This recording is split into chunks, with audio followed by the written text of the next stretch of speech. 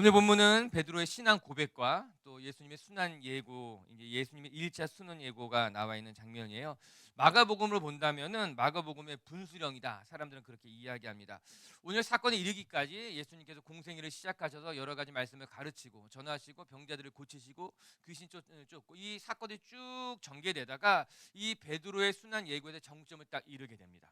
그리고 나서 이제 오늘 사건을 계기로 예수님의 십자가의 사건이 본격으로 진행되게 되는 거예요.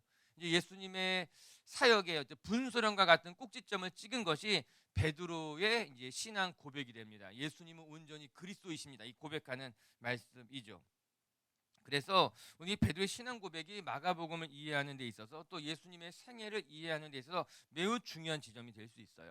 어제 본문도 한번 생각해 보시기 바랍니다. 제자들은 예수님이 누구인지 알지도 못했고 깨닫지도 못했고 기억하지도 못했어요. 이 예수님이 무엇이라 말합니까? 너희들의 마음이 둔해졌다, 그렇게 이야기하는 아주 안타까운 장면이 어저께 우리가 묵상한 본문입니다. 그리고 나서 그런 무지한 제자들의 모습을 보여주면서 벳사다 맹인의 이야기가 나오는 것 아니겠어요? 벳사다 맹인은 이 무지한 제자들의 어떤 형상화된 모습이라고 그렇게 이야기할 수 있습니다. 한 번에 눈을 뜨지 못했습니다. 예수님을 만났지만, 예수님의 은혜를 경험했지만 한 번에 눈을 뜨지 못했어요. 그러나 다시 예수님께서 안수해 주시는 것으로 말미암아 온전히 주님을 볼 수 있게 되었고 세상을 볼 수 있게 된 것이죠. 이게 무지한 제자들의 모습이라고 말할 수 있을 것입니다. 주님 곁에 머무르고 있었지만 주님을 제대로 알지 못했고 깨닫지 못했던 모습. 그러나 결국에는 예수님이 이 맹인의 눈을 뜨게 한 것처럼 제자들의 눈을 뜨게 하셨다는 거예요. 오늘 베드로의 모습인 것이죠. 이 전체적인 상황들을 바라보면서 소망하게 되는 것은, 여러분, 우리도 무지하여서 때로는 주님을 알지 못하고 우리 곁에 계시지만 깨닫지 못하고 우리가 좀 불완전한 모습으로 주님과 동행하지만 결국에는 주님이 저와 여러분의 믿음을 온전하게 하실 줄로 믿습니다. 그것은 내가 온전해서가 아니라, 내가 대단했기 때문이 아니라 우리를 사랑하시고 우리 곁에 계신 분이 예수님이기 때문에 예수님은 결국에는 우리의 눈을 뜨게 하시고 우리에게 신앙 고백, 이제 예수님은 온전히 그리스도라고 고백하게 하시고 우리를 십자가의 길로, 헌신의 길로 인도하실 줄로 저는 믿습니다. 오늘도 연약한 나의 모습, 그러나 있는 모습 그대로 나간다면 우리 주님이 우리를 강건하게 하실 것이고 우리의 헌신을 통해서 하나님의 나라를 만들어 가실 줄로 믿습니다. 이제 오늘 본문에서는 무지한 제자들 중에 이제 베드로가 예수님을 온전히 보게 되고 고백하게 됩니다. 어제 본문과 사실은 연결되어 있는 장면이에요. 우리가 전체적인 흐름을 보면 더 말씀이 또 재미있고 감동이 되는 것이죠. 이 무지했던 베드로 제자들이 이제 예수님 온전히 주님이라고 고백하게 되는 거예요. 맹인이 온전히 보지 못했다가 보게 된 것처럼 말입니다. 우리가 같이 이제 오늘 말씀을 묵상해 가면서, 사실은 굉장히 큰 말씀인데 오늘 본문이 같이 묵상해 가면서 여러분 개인에게 주시는 메시지도 발견해 가시고 오늘 말씀이 주시는 전체적인 흐름도 깨달아 가면서 하나님의 말씀이 얼마나 참 우리에게 힘이 되는지를 경험하는 시간 되었으면 좋겠습니다. 할렐루야. 첫 번째 말씀을 통해 배우게 되는 것은 참된 제자는 예수를 그리스도라고 고백할 줄 아는 신앙을 가져야 된다고 하는 거예요. 오늘 본문의 핵심인 우리 베드로의 고백을 먼저 한번 읽어볼게요. 29절 말씀입니다. 29절 시작. 또 물으시되 너희는 나를 누구라 하느냐? 베드로가 대답하여 이르되 주는 그리스도시니이다 하매. 오늘 베드로가 고백하면서 주는 그리스도이십니다. 오늘 예수님께서 제자들에게 물었습니다. 사람들이 나를 누구라고 하느냐? 이에 제자들은 말하지요. 더러는 세례 요한이라고 말하고 더러는 엘리야라고 이야기합니다. 우리가 지난주에 살펴본 말씀처럼 헤롯이 물었습니다. 저자가 누구냐? 헤롯 역시 고백하게 되죠. 그는 세례 요한이 살아난 것일지도 모른다. 아니면은 구약의 엘리야가 다시 돌아온 것일 수도 있다. 그 당시에 모든 사람들이 예수님의 그 놀라운 이적들을 바라보면서 더러는 세례 요한이다, 또 더러는 엘리야다, 더러는 선지자 중에 하나다, 그렇게 이야기했어요. 그러나 그때 베드로가 예수님에게 무엇이라고 고백합니다. 아닙니다. 예수님은 세례 요한도 아니고 엘리야도 아니고 예수님 당신은 하나님이 보내신 그리스도이십니다. 그 고백하고 있는 거예요. 우리가 읽은 29절의 말씀입니다. 이 베드로의 고백을 듣고 예수님의 마음이 너무나 기뻤습니다. 어제 살펴보았던 이 무지한 제자들의 모습과는 상반되어 있어요. 이제 베드로는 예수가 누구인지, 우리가 3년 동안 쫓아다녔던 그분이 진짜 참된 하나님의 아들이심을 비로소 깨닫고 비로소 고백하게 되는 것 아니겠어요? 이제 예수님의 모습에 한 걸음 더 가까이 나가게 된 것이고 예수님의 참 모습을 보기 시작하게 된 거예요. 마가복음에는 기록되어 있지 않지만 마태복음을 보게 되고 다른 복음서를 보게 되면은 예수님께서 무엇이라 이야기하는가? 이것을 알게 하신 것은 하나님이시다, 이렇게 이야기합니다. 베드로가 대단해서 이 예수를 그리스도라고 고백할 수 있었던 것이 아니라 하나님이 베드로의 눈을 뜨게 하셨다는 거예요. 예수님이 맹인의 눈을 뜨게 한 것 같이 하나님이 베드로의 마음에 깨우침을 주시고 알게 하시는 것으로 말미암아 비로소 베드로가 고백한 것이다, 예수님이 그렇게 말씀하시는 장면이 이제 다른 복음서에는 나타나 있는 거예요. 무슨 말이겠습니까? 이 모든 것이 전적인 하나님의 은혜라고 하는 거예요. 우리가 예수님을 볼 수 있는 것이 아니라 하나님이 우리에게 계시하셔서 우리가 예수님을 볼 수 있게 해주신 거예요. 믿음 역시 하나님이 주신 우리에게 놀라운 선물이라고 이야기하고 있는 것이죠. 오늘 우리 비치기 성도 여러분들이 정말 예수님을 그리스도라고 고백하며 여러분 안에 참된 믿음이 하나님이 주신 선물임을 깨닫고 하나님 앞에 감사할 수 있는 분들 되시기를 주님의 이름으로 축복합니다. 그러면 이제 베드로가 고백했던 예수님은 그리스도이십니다, 이 고백이 어떠한 고백인지에 대해서도 같이 한번 이제 생각해 보겠어요. 그리스도라는 것은 무슨 뜻인가 하면요, 메시아란 단어인 거예요. 이 메시아란 단어가 가지고 있는 의미는 하나님이 기름 부으신 자, 이런 뜻이에요. 즉 예수님은 누구신가 하면은 하나님이 기름 부으신 자이십니다, 이런 고백이에요. 이 구약을 읽어보게 되면은 하나님이 기름 부으신 자는 딱 세 부류였어요. 첫 번째는 왕에게 기름을 부었고, 두 번째는 제사장에게 기름을 부었고, 세 번째는 예언자에게 기름을 부어서 그 사명을 감당하게 하셨어요. 즉 기름 부음 받은 자라는 것은 누군가 하면은 하나님이 세우신 왕이요, 하나님의 말씀을 대언하는 예언자요, 우리를 하나님께로 인도하실 제사장이라는 뜻을 가지고 있는 단어인 것입니다.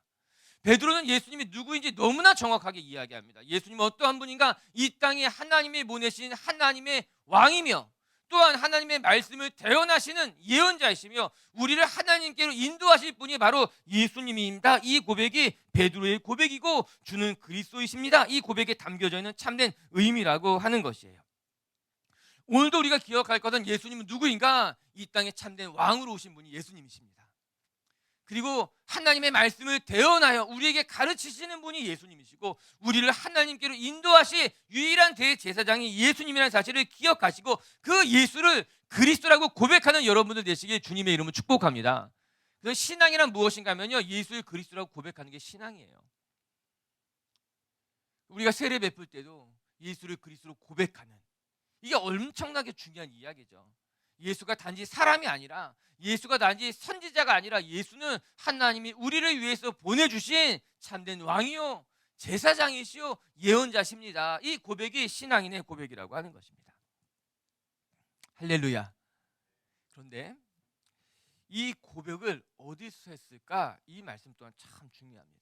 이 질문을 예수님이 어디서 하셨는가? 27절 한번 읽어볼게요. 27절입니다. 시작. 예수께서 제자들이 빌립보 가이사랴 여러 마을로 나가실 때 길에서 제자들에게 물어 이르시되 사람들이 나를 누구라고 하느냐. 이 예수님께서 어디에서 이 질문을 하셨는가? 이 가이사랴 빌립보에 이르러서 이 질문을 하셨다는 거예요. 예수님의 정확한 의도가 담겨져 있습니다. 가이사랴 빌립보가 어디인가? 동그라미를 치시고 이제 설명을 해드리면, 가이사랴 빌립보는 이 빌립이, 헤롯 빌립이 황제에게 이렇게 헌정한 도시가 빌립보였어요. 가이사랴 빌립보. 그래서 그 이름도 가이사랴, 황제, 로마 황제 이름과 자기 이름을 합쳐서 가이사랴 빌립보라고 정했고, 이 로마 황제에게 헌정하면서 바친 도시가 가이사랴 빌립보였습니다. 그렇기 때문에 가이사랴 빌립보에는 황제의 신상을 곳곳에 세워두었습니다. 그뿐만 아니라 그 당시 로마는 그리스 문화를 배경으로 가지고 있거든요. 그리스의 신화들,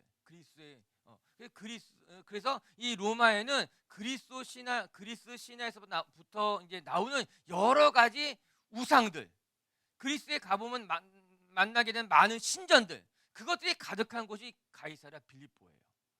이제 이 빌립이 이 도시를 만들고 나서 그곳에 수없이 많은 신전들을 지어 놓으면서 이 도시가 이제 로마 황제의 것입니다, 이렇게 헌납하게 된 것 아니겠습니까? 우리가 이제 성지순례 참여했을 때 보았듯이 그 빌립보에는, 가이사랴 빌립보는 그래서 로마의 여러 가지 우상들로 가득합니다. 신전들로 가득하더라고 하는 거예요. 그곳에 도착했을 때에 예수님이 제자들에게 물어본 것입니다. 그들이 서 있는 곳은 로마 황제에게 헌납된 그 도시, 로마 황제가 이 땅에 참된 왕이고 황제라고 고백하는 그런 우상들이 가득한 그 도시 속에서 한 목판에서 오늘 예수님이 물어봅니다. 너희 눈에 보이는 것은 로마 황제의 우상과 여러 가지 신전들이 가득한 이곳에서 너희들은 나를 그리스도라고 고백할 수 있겠니? 이 질문하고 있는 것이에요. 너희는 진정 로마 황제가 이 땅의 왕이 아니라 예수를 그리스도 왕으로 고백할 수 있겠니? 이 질문하고 있는 것입니다. 저는 이 예수님의 질문, 너희는 나를 누구라 하느냐? 저는 이 질문이 이 시대에 우리에게 동일하게 하시는 예수님의 질문 같아요. 물질 만능주의 시대 속에서 돈이라면 무엇이든지 가질 수 있다고 말하는, 권력이 이 세상의 가장 큰 중심이라고 이야기하는, 어느 시대보다도 가장 더 세속화된 이 시대 속에서 예수님이 우리에게 물어보시는 것 같아요. 교회 다니는 우리들에게 너희는 나를 누구라고 하느냐? 너희는 나를 이 시대에 참된 하나님으로 섬길 수 있겠느냐? 돈이 주인이 아니라, 권력이 주인이 아니라 진짜 예수님만이 이 땅에 참된 주인이시고 하나님이라고 고백할 수 있겠느냐 물어보는 것만 같은 거예요. 사랑하는 빛의교회 성도 여러분, 이 시대는 물질 만능주의죠. 진짜 그 어느 시대보다도 고도화된 자본주의 시대 속에서 물질이, 돈이, 눈에 보이는 것이, 권력이 이 세상의 주인이 아니라 오직 하나님만이 내 삶의 참된 주인이다 고백하며 살아갈 수 있으시냐?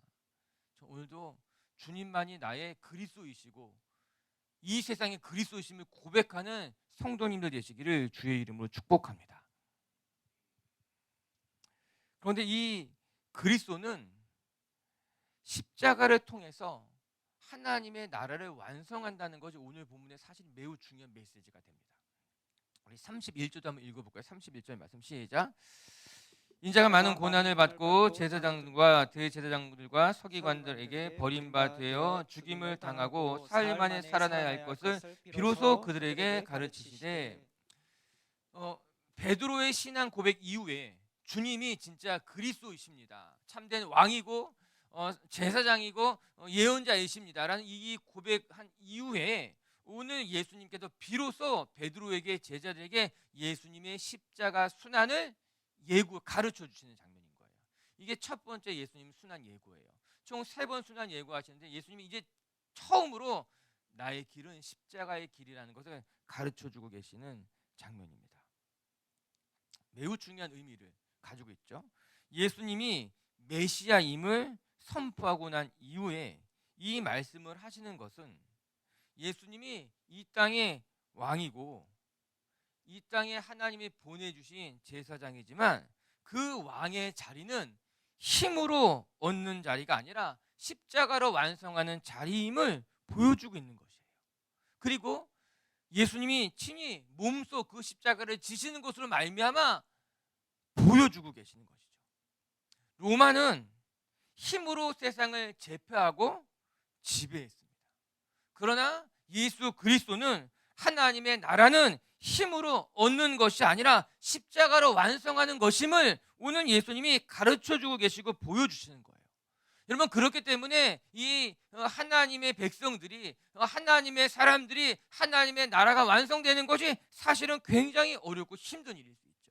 힘으로 하는 것이 더 쉽습니다.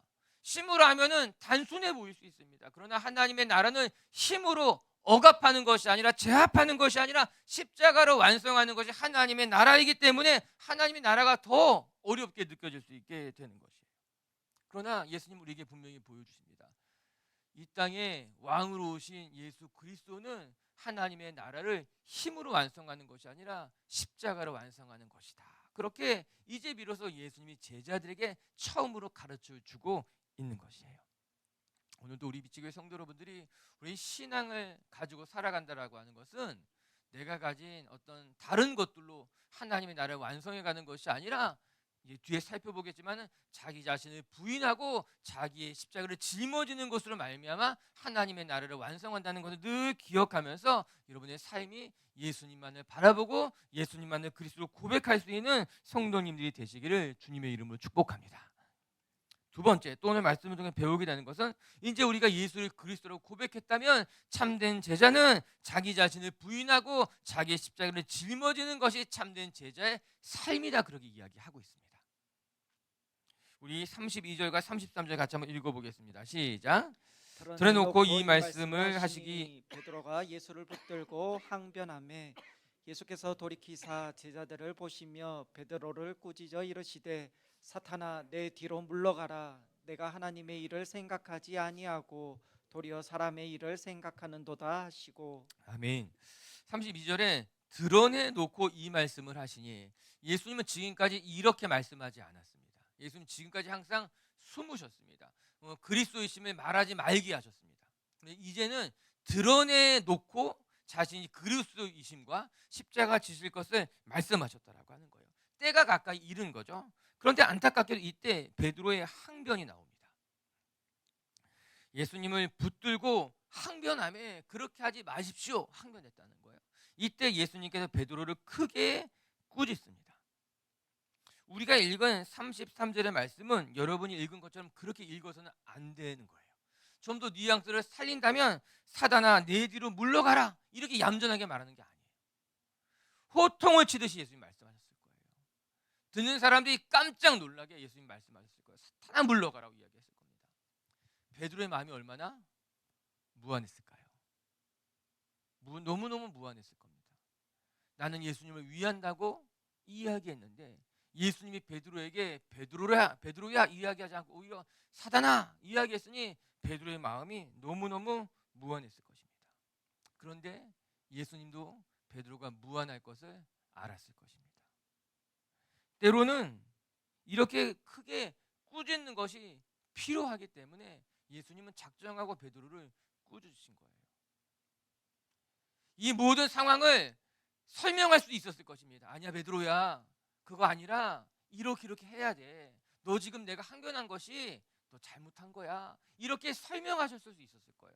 근데 예수님 설명하지 않았습니다. 지금은 꾸짖으셨습니다. 호되게 꾸짖으셨습니다. 그것이 아니라고 이야기했습니다. 무안했겠지만 무안하라고 이야기했을 수 있습니다. 그만큼 이 사안은 중요했기 때문에 예수님은 베드로를 크게 꾸짖으면서 내 뒤로 물어가라 이렇게 이야기하고 있는 건 아니겠습니까? 베드로의 문제가 무엇일까요? 베드로는 예수님을 너무나 사랑한 사람이었습니다. 우리가 연초에 베드로에 대해서 2주 동안 같이 묵상했잖아요. 베드로는 누구보다도 예수님과 여러 가지 사건으로 얽혀져 있는 사람이었습니다. 많은 경험이 있었던 사람인 거예요. 베드로는 예수님을 갈릴리 바다에서 처음 만났고 그 이후에는 이 장모를 고쳐주는 놀라운 일도 경험하게 되고요. 그로 말미암아 베드로는 예수님을 너무나 존경했기 때문에 자신의 배와 물고기를 버리고 예수님을 따라갔잖아요. 그뿐만 아니라 예수님은 어디를 가든지 베드로는 항상 데리고 다녔습니다. 베드로와 예수님의 관계는 특별했다라고 말할 수 있을 거예요. 베드로는 그것을 느끼고 있었습니다. 그런데 그럴 땐 예수님에게 꾸지람을 받게 된 거예요. 이게 안타까운 거죠. 베드로는 누구보다도 예수님을 사랑했지만 이 순간 예수님을 그리스도로 보지 못하고 인간적인 관점으로 바라보고 있었던 거예요. 입술로는 예수를 그리스도라고 고백했지만 너무나 사랑했던 나머지 인간적인 마음을 가지고 예수님을 대했던 것이죠.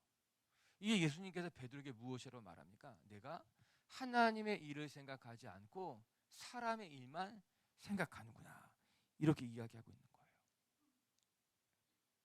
우리도 이런 실수를 할 수 있습니다. 우리도 자칫 잘못하게 되면은 우리가 하나님의 일을 하면서 하나님의 교회를 섬기고 우리가 믿음의 여정을 감당하면서 인간적인 마음이 우리 안에 들어와서 인간적인 생각으로 우리가 실수할 수 있게 되는 거예요. 뿐만 아니라 우리 안에 우리가 무엇을 주목하고 살아가는가. 오늘 예수님은 베드로에게 내가 사람의 일을 생각하는 것이 아니라 하나님의 일을 생각해야 된다. 너의 마음이, 너의 관심이 사람의 일에 있는 것이 아니라 하나님의 일에 있어야 된다. 그 말씀하고 있는 건 아니겠습니까? 우리는 어떻습니까? 우리의 마음속에 우리가 교회를 섬기고 또 우리 목회자는 교회 일을 하고 있는데 우리의 마음속에 사람의 일, 사람의 것들, 이 세상의 여러 가지 것들이 우리 마음에 있다면 우리가 하나님의 일을 감당하는 게 쉽지 않을 것 같은 거예요. 목회자들 마음속에 세상의 것들이 가득하다면 하나님의 일을 생각하는 것이 쉽지 않을 것 같은 거예요. 더 나아가서 여러분들도 똑같이 우리 마음속에 사람의 일이 가득한 것이 아니라 하나님의 일이 가득하고 여러분들이 세상을 바라보면서 하나님의 관점으로 세상을 바라볼 줄 알게 된다면 우리가 베드로와 같은 실수를 하지 않고 온전히 우리 안에 하나님의 나라가 임하게 될 줄로 저는 믿습니다. 여기에 우리 예수님이 너무나 중요한 말씀을 이어져 가고 있습니다. 같이 한번 읽어볼게요. 우리 34절 한번 읽겠습니다. 34, 35절 시작. 무리와 제자들을 불러 이르시되 누구든지 나를 따라오려거든 자기를 부인하고 자기 십자가를 지고 나를 따를 것이니라. 누구든지 자기 목숨을 구원하고자 하면 잃을 것이요 누구든지 나와 복음을 위하여 자기 목숨을 잃으면 구원하리라. 아멘. 너무나 유명한 말씀이죠. 또 너무나 우리가 참 부담스러워하기도 하고 그러나 우리가 좀 잊지 않아야 될 분명한 말씀이에요. 틀림이 없어요. 누구든지 나를 따라오려거든 첫 번째 자기를 부인하고 두 번째 자기 십자가를 지고 따를 것이다. 이렇게 이야기하고 있어요. 이 말씀을 읽어보면서 자기의 상태가 자기의 이제 지금의 나의 상태가 34절 읽으면은 어느 정도 이렇게 진단할 수 있을 것 같아요. 내가 지금 나의 신앙생활이 나의 삶이 지금 행복하고 좋고 충만하면 자기 십자가를 지고 주님을 따르는 것에 이 말씀이 굉장히 밝게 감사하게 다가와요. 그런데 자기의 삶이 지금 고단하고 힘들면은 자기 십자가를 지고 나를 따르라는 삶이 굉장히 애절하고 애달프고 쓸쓸하게 다가와요. 보통 그렇더라고요. 공감을 안 하시는데 저는 그래요. 내 사역이 힘들고 어려우면은 자기 십자가라는 단어가 굉장히 애절하게 다가와요. 나의 십자가는 왜 이런 거야? 그런데 내가 지금 행복하고 충만하고 좋으면은 자기의 십자가가 너무나 기쁘고 감사하고 행복하게 느껴지게 되는 거예요. 이 말씀을 읽으면서 제가 읽을 때마다 나의 이 말씀이 어떻게 느껴지는가에 따라서 나의 지금 심리적인 상태를 점검하게 돼요. 이 말씀이 기쁘게 다가오면 난 지금 행복한 거예요. 이 말씀이 애절하게 다가오면은 왠지 나는 참 나의 십자가 너무나 힘들어 이렇게 느끼고 있는 것 같은 거예요. 근데 분명한 것은 자기 십자가를 지는 것이 나에게 가장 편하다는 겁니다. 우리가 착각하면 안 되는 거예요. 때로는 내 십자가가 너무나 힘들고 어려우면은 남의 십자가가 부러워 보이고 남의 십자가가 좋아 보이는 거예요. 또 내 십자가 너무 즐거울 때는 내 십자가가 최고인 것처럼 막 느껴져서 높아지게 되는 거예요. 하지만 분명한 것은 오늘 주님이 내 십자가를 지고 따라오라 말씀하지 말고 너의 십자가를 지고 따라오라 이야기하는 이유가 있는 거예요. 왜냐하면 누구나 내가 걸어가야 돼 나의 길이 있는 거고 내가 짊어져야 돼 나의 십자가가 있고 그런데 그것이 하나님이 나에게 허락하신 길이기 때문에 그 길이 나에게는 가장 좋은 길이고 그 길이 나에게는 가장 편안한 길이 될 수밖에 없다는 거예요. 오늘도 우리 비치의 성도 여러분 우리가 살아가다 보면은 이 자기 십자가가 때로는 힘들고 억울하고 속상하고 또 때로는 이 길을 선택한 것이 너무 잘했다 행복하게 느껴질 때도 있고 이게 우리가 왔다 갔다 할 거예요. 그러나 이것 하나만 잊지 맙시다. 하나님께서 우리에게 허락하신 나의 십자가는 나에게 가장 유익한 것이기 때문에 또한 나에게 허락한 십자가 나에게 가장 맞는 십자가이기 때문에 이 나의 십자가를 짊어질 때 가장 편안하고 가장 좋다라고 하는 거예요. 오늘도 우리 제게 성도 여러분들이 남의 십자가 부러워하지 마시고 또 내 십자가 그것 때문에 속상해하지 마시고 내가 걷는 이 길이 나에게 가장 유익한 길임을 고백하면서 믿음의 길로 전진할 수 있는 성도님들이 되시기를 주님의 이름으로 축복합니다. 말씀을 정리하도록 하겠습니다. 오늘 이 베드로의 신앙 고백을 통해서 비로소 우리는 어떠한 신앙인이 되어야 될지 오늘 말씀이 잘 보여주고 있는 것 아니겠습니까?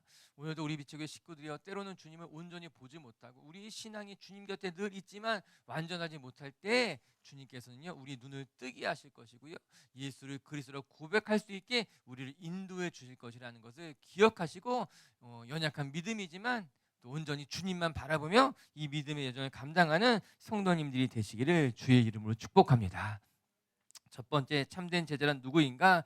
예수를 그리스도라고 고백할 줄 아는 신앙인이 참된 신앙인이라고 하는 거예요. 예수님만이 이 땅의 왕이시고 우리를 주님께로 하나님께로 인도하실 제사장이시고 또 하나님의 말씀을 대언하시는 예언자라는 것을 늘 기억하면서 주님만이 참된 그리스도이시고 메시아이십니다. 그렇게 고백하는 신앙인들 되시기를 주의 이름으로 축복합니다. 두 번째, 자기를 부인하고 자기의 십자가를 짊어지고 살아가는 것, 그것이 신앙인의 삶이라고 하는 거예요. 오늘도 우리 비체교회 식구들이 사람의 일을 생각하는 어리석은 자가 되지 마시고 하나님의 일을 생각하고 하나님의 관점으로 바라보면서 내게 주신 나의 길, 내가 걸어가야 될 나의 길, 그 길 속에서 주님과 동행하는 하루가 되시기를 주의 이름으로 축복합니다. 같이 함께 기도합시다.